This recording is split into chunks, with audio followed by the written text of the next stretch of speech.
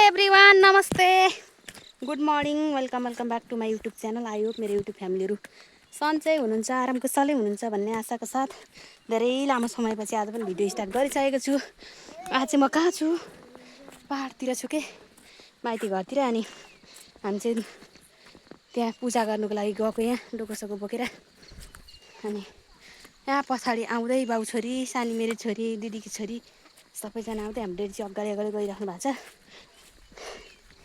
उफ, हामी हुर्केको जन्मेको म हुर्केको जन्मेको ठाउँ पहाड है।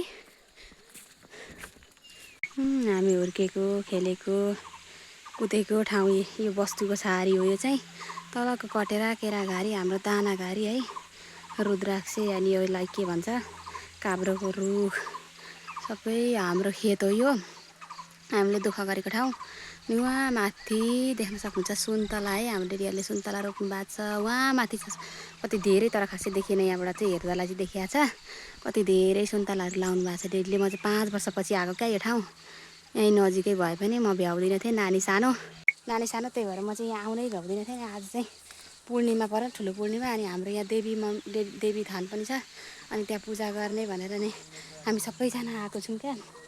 आज चाहिँ हिजो दिवाली थियो, आज अनि यहाँ पूजा गर्नुको लागि आएको छौँ साथीहरू। हामी म जन्मेको हुर्केको काम गरेको ठाउँ है यो चाहिँ। सबै यहाँ देख्न सक्नुहुन्छ है, तलदेखि कहाँ माथिसम्म छ। ल देवीको पूजा, यहाँ हाम्रो देवीको पूजा गरेर लाग्यो ओह्रालो केटाकेटीहरू। हामी यति आएको छौँ सबैजना है। देवी चाहिँ पूजा सक्नु भएको छैन, हामी चाहिँ डोकोसोको बोकेर अगाडि लाग्यौँ। यहाँ तलै जाँदैछन् यिनीहरू चाहिँ, हुरुरु जाँदैछन्। हाम्रो खेतबारी हो साथीहरू, यो चाहिँ सबै यहाँ देख्न सक्नुहुन्छ है, कति धेरै छ। आँखाले नभए हुन्छ नि, कति राम्रो मकै भएर आएको रहेछ। सुन्तला कति ठुलो भएको छन् नि।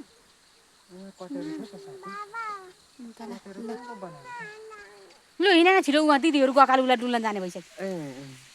कताबाट गएको? खोइ कताबाट गयो, छिटो हिँड्नु न, हामी पनि जानुपर्ने। आउनु है डेडी, लु केही छोड्नु भएन नि। हाम्रो डेडी आउँदै हुन्छ दाउरा साउरा बोकेर सबै यहाँ, टाउ कहाँ टोपी लाएर गुडुडु हाई गरिदिनु त डेडी छोरीको।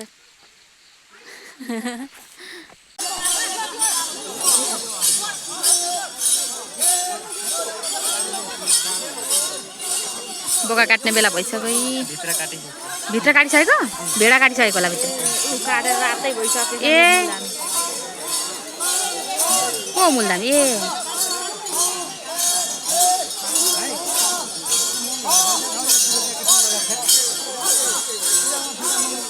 जाडो भयो होला, अनि बुढो न भर्खरको जाडोमा यति लामो मान्छे भन्दा लान्छु।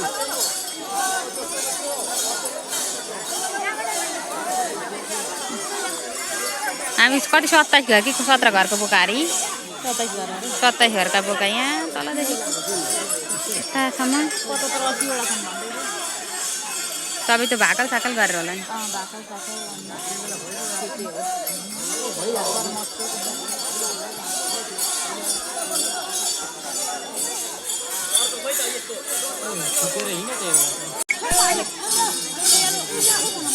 रोक्का गरिदिनु नि त नि।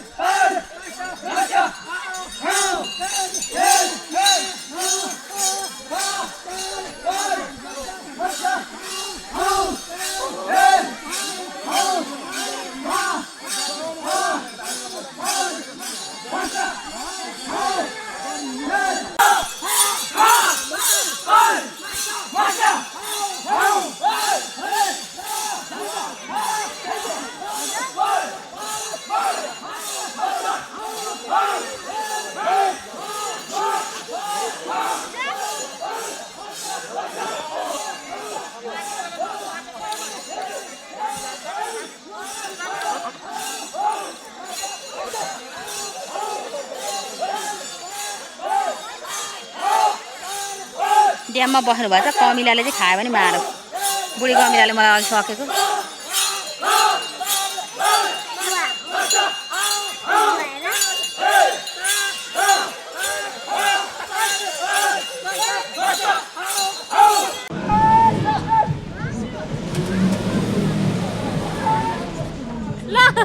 बल्ल निक्ल्यो बाफ्रे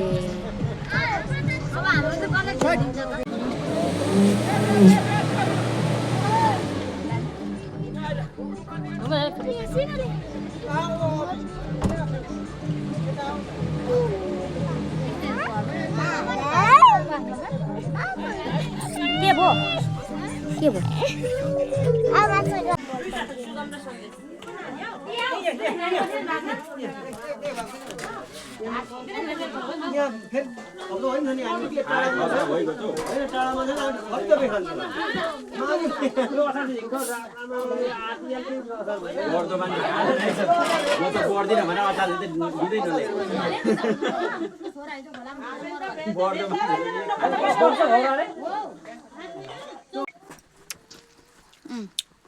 यसरी मासु सुकाउँछौँ हिजो देउवाले गरेको बोकाएको अनि आन्द्रा क्या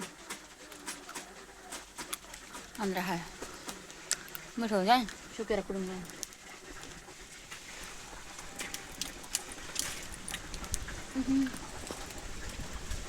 आँखा राम्रो सको भाइ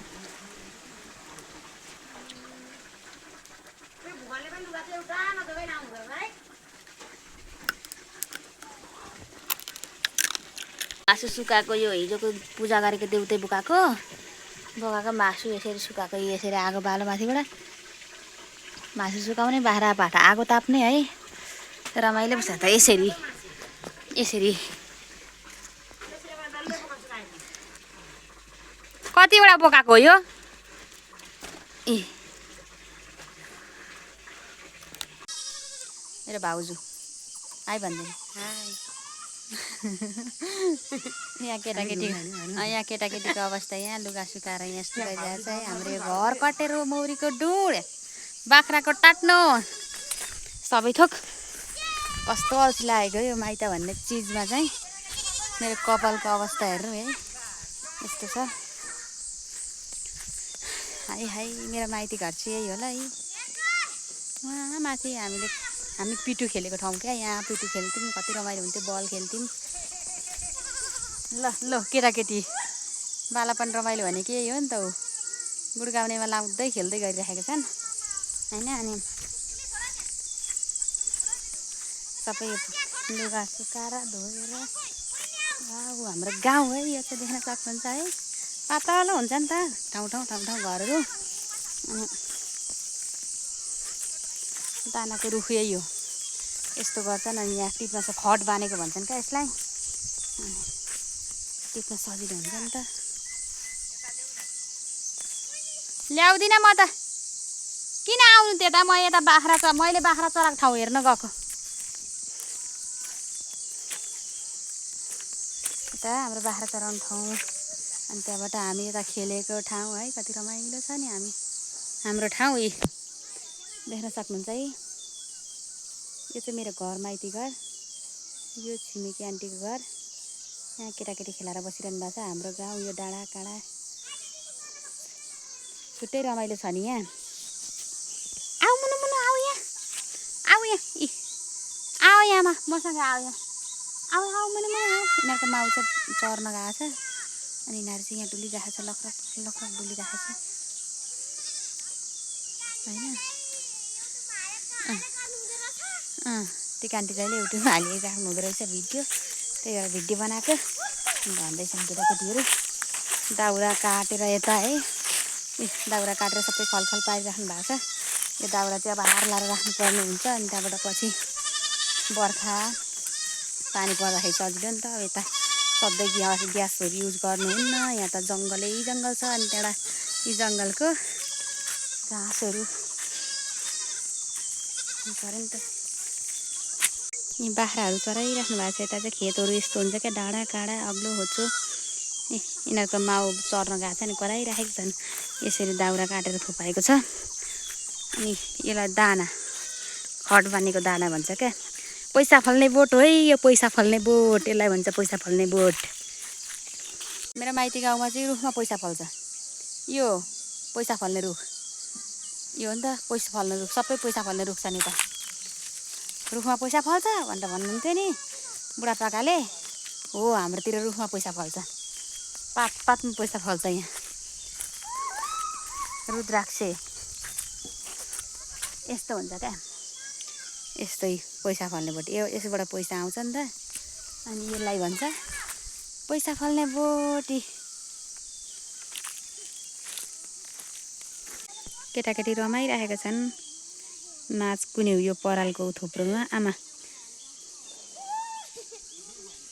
हेर्नु न बालापन रमाइलो छ नि हैन र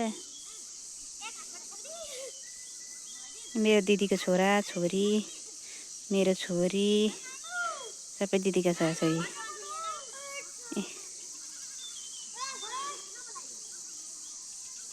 खेलिरहेको छ यिनीहरू चाहिँ बारी खेतमा उहाँ डाँडा छ सबै डाँडा काँडा कति रमाइलो छ है यो हो नि त बस्न ठाउँ त मलाई त यतै रमाइलो लाग्छ हौ आफू जन्मेको हुर्केको ठाउँ भएर होला मलाई त धेरै रमाइलो त यतै लाग्छ साँच्चै भन्नुपर्दाखेरि बसन्त नै बस्न खोज्छन् यहाँ लोलैरी यो हो मेरो प्राणभन्दा प्यारो माइती घर माइती घर माइती घर छ्या नानी हौ के गरेको यस्तो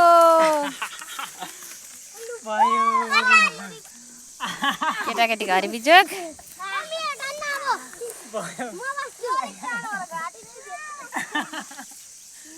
र अरू पुगेन अझै हेरे